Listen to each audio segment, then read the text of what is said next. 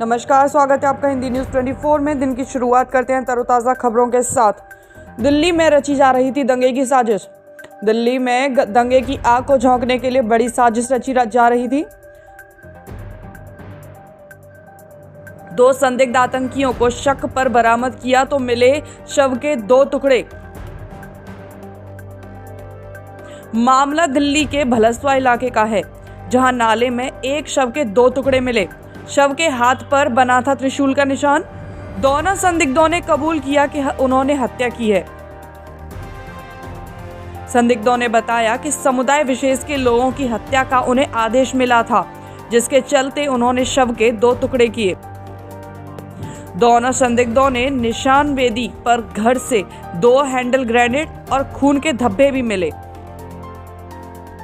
साथ ही 3 विदेशी पिस्तौल और 22 जिंदा कारतूस मिले संदिग्धों के घर से। दिल्ली स्पेशल पुलिस के अनुसार संदिग्धों में से एक का नाम नौसाद है, जो हरकत उल अंसार का मेंबर है, और दूसरा जगजीत सिंह खालिस्तान टाइगर फोर्स का सदस्य है। स्पेशल सेल को इनके मोबाइल से एक कत्ल का वीडियो मिला, जो उन्होंने अपने आका को भेजा था। दोनों संदिग्धों ने बताया 26 जनवरी से पहले धार्मिक उन्माद फैलाने का था मकसद। हत्या के बाद दोनों को इनाम में मिलते थे हथियार। स्पेशल सेल के मुताबिक इस सब के पीछे पाकिस्तान की खुफिया एजेंसी ISI है। ISI इस काम को हरकत उल अंसार और खालिस्तान टाइगर फोर्स दोनों के गठजोड़ से की है। दोनों संदिग्धों में नौसाद उत्तराखंड का है, तो वहीं जगजीत सिंह दिल्ली का रहने वाला है। अगली अपडेट जोशीमठ से। जोशीमठ पर NDMA के एक आदेश पर फैला विवाद। जोशीमठ पर NDMA ने कहा कि जांच एजेंसियां कोई भी आंकड़ा स्पेशल मीडिया पर साझा नहीं करेंगी, गुप्त रखेंगे जोशीमठ से जुड़ी सभी जानकारियां। NDMA ने सभी जांच संस्थाओं के अनऑफिशियल बयान पर रोक लगाई है। NDMA के आदेश पर मल्लिकार्जुन खड़गे ने सरकार पर साधा निशाना। खड़गे ने ट्वीट कर कहा, समस्या का हल करने के बजाय रिपोर्ट पर प्रतिबंध क्यों लगा रही है सरकार। इधर जोशीमठ में जमीन धंसने का खतरा और बढ़ गया है। जमीन से पहले से ज्यादा पानी का रिसाव बढ़ रहा है। जल्द खाली करनी होगी जोशीमठ, नहीं तो होगी बहुत बड़ी जनहानि। आपदा प्रबंधक सचिव ने माना कि पानी का रिसाव पहले से 4 गुना बढ़ चुका है, जिसका कारण बारिश और बर्फबारी है। बढ़े अगली खबर की तरफ तो मकर संक्रांति पर PM का आंध्र को तोहफा। मकर संक्रांति के अवसर पर प्रधानमंत्री नरेंद्र मोदी ने तेलंगाना के सिकंदराबाद और विशाखापट्टनम को जोड़ने वाली वंदे भारत एक्सप्रेस का किया उद्घाटन। तेलंगाना में मोदी ने वंदे भारत को दिखाई हरी झंडी। मौके पर मौजूद रहे राज्यपाल सुंदरराजन और रेल मंत्री अश्विनी वैष्णव। 700 किलोमीटर का सफर तय कर तेलंगाना में सिकंदराबाद, वारंगल और खम्मम और आंध्र प्रदेश में राजामुंदी होते हुए विशाखापट्टनम जाएगी वंदे भारत। बढ़े अगली खबर की तरफ तो भारत चीन सेना को लेकर S जयशंकर का ऐलान। भारतीय चीन सीमा पर पिछले समय से हो रही गतिविधियों को लेकर विदेश मंत्री S जयशंकर ने कहा, भारतीय चीन बॉर्डर पर भारत सेना हर तरह से मजबूत है। चीन के हर वार का पलटवार करने में सक्षम है भारतीय सेना।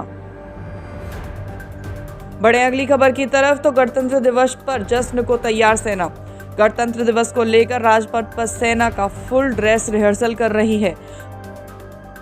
कोहरे में कम दृश्यता है, विजिबिलिटी बेहद कम है, फिर भी जवान पूरे जोश के साथ तैयारियों में जुटे हुए हैं। बढ़ते हैं अगली खबर की तरफ तो उत्तरी कमांड के आर्मी कमांडर उपेंद्र त्रिवेदी राजौरी पहुंचे। कमांडर ने कहा, आतंकवाद की हर गतिविधि को नाकाम करेंगे और साजिश को खत्म करेंगे। इंडियन एयरफोर्स के विशेष बल गरुड़ कमांडो का प्रशिक्षण हुआ पूरा। एयर मार्शल सूरज सिंह ने किया परेड का निरीक्षण। एयरफोर्स स्टेशन चांदीनगर में हुआ था परेड का आयोजन।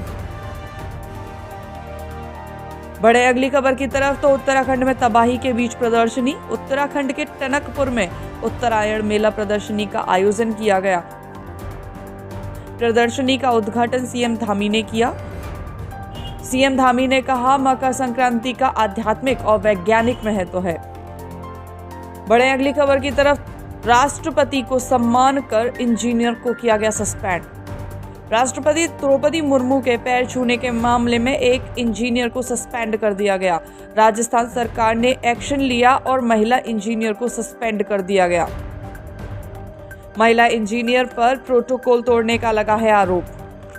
बढ़े अगली खबर की तरफ तो जम्मू कश्मीर के लिए तूफानी अलर्ट जारी। जम्मू कश्मीर के बांदीपोरा, बारामूला समेत 12 जिलों में बर्फीले तूफान को लेकर विभाग का अलर्ट जारी।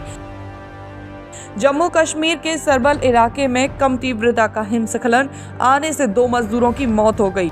सेना के जवान बचाव और राहत कार्यों में जुटे। मौके से 171 मजदूरों को बाल बाल बचाया गया।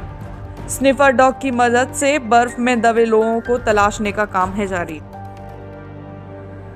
अब खबर मौसम के। उत्तरी भारत में पश्चिमी विक्षोभ के कारण मौसम में ठंड और कंपन तो कम हुई, लेकिन गलन अभी और बढ़ गई। उत्तरी भारत के कई इलाकों में हल्की बौछार हुई। मौसम विभाग ने दिया बारिश का अलर्ट।